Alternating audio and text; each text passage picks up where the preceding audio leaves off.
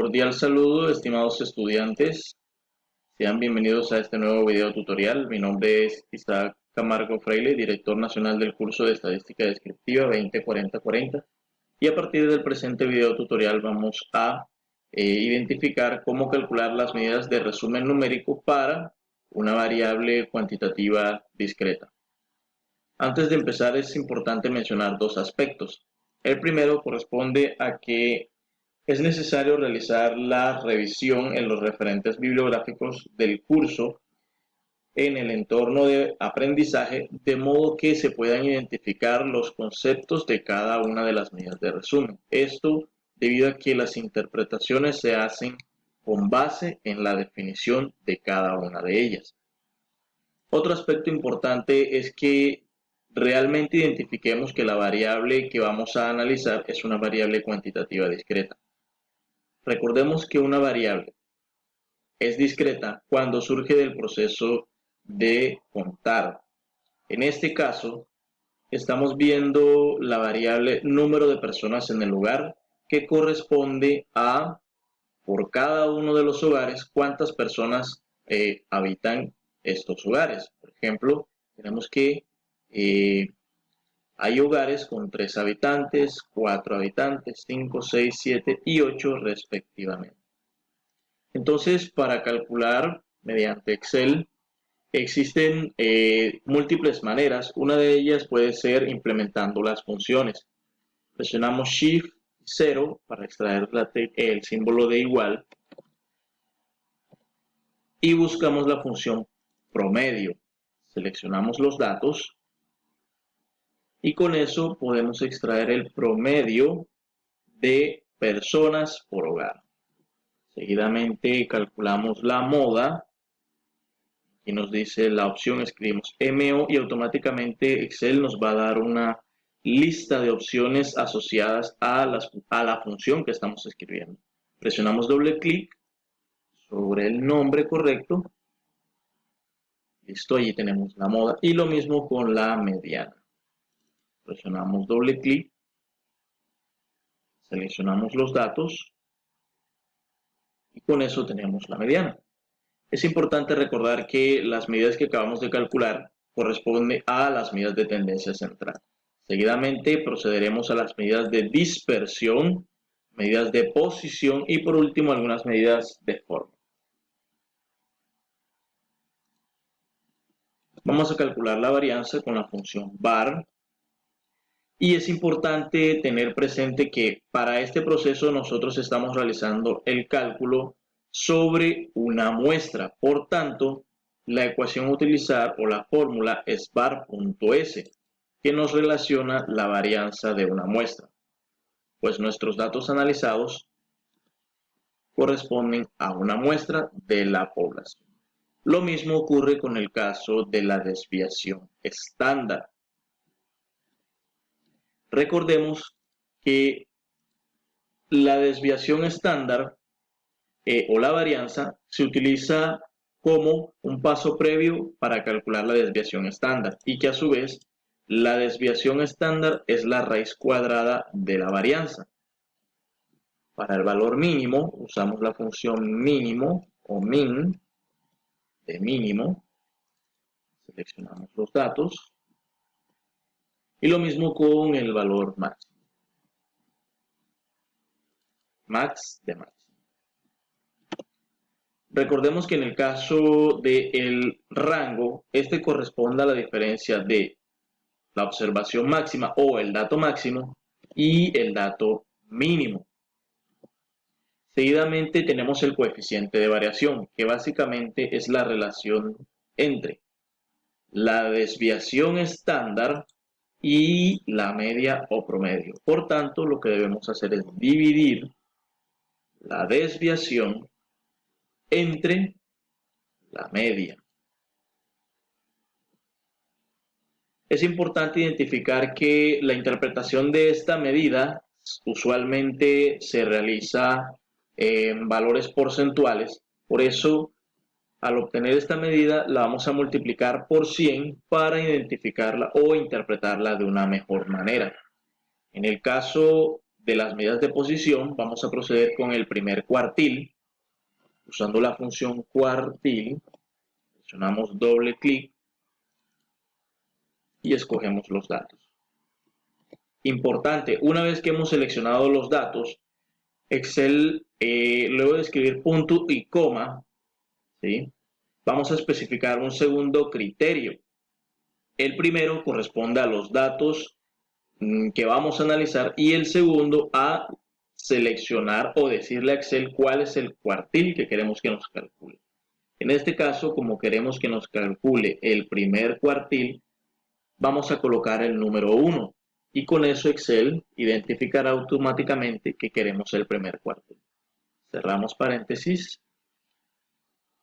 Seguidamente procedemos a calcular el segundo cuartil. Seleccionamos los datos y presionamos el número 2.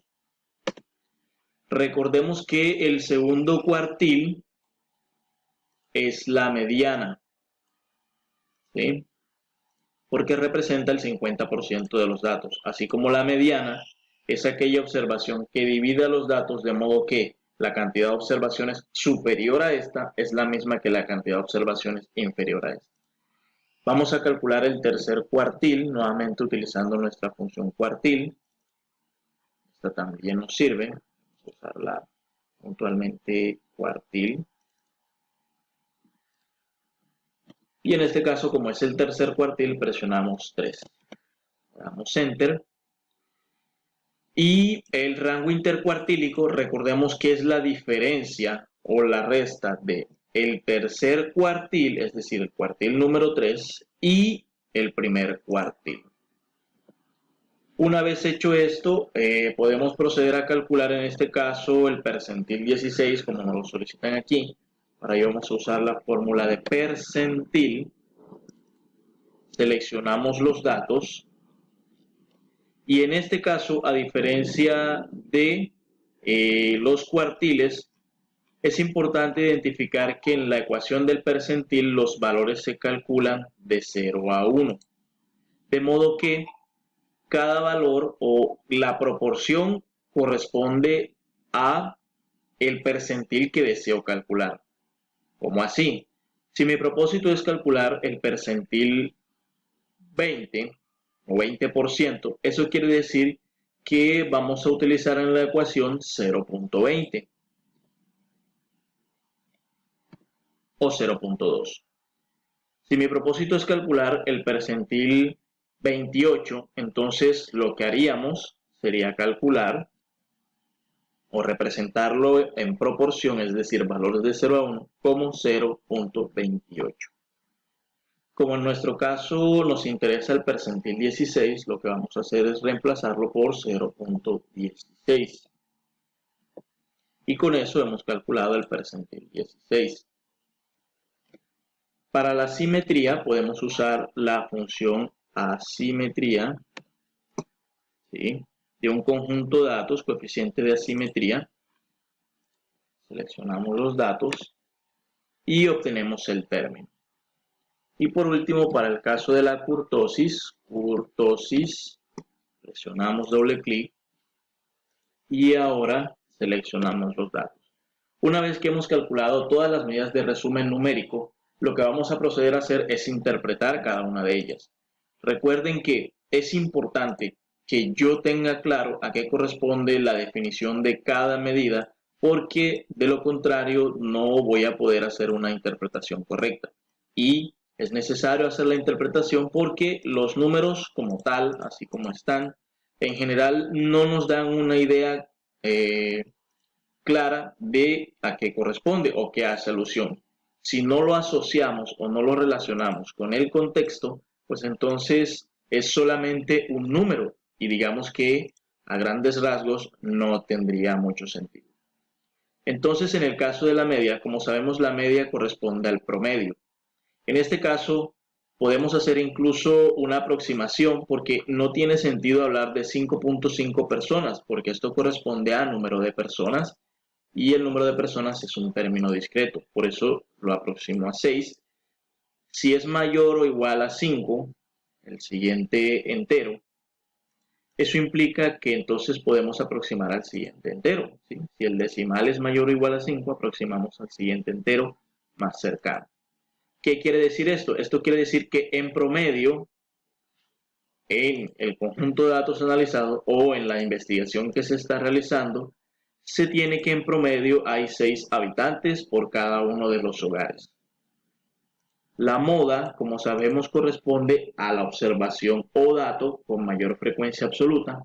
Por tanto, eso implica que el mayor número de hogares está compuesto por 7 personas.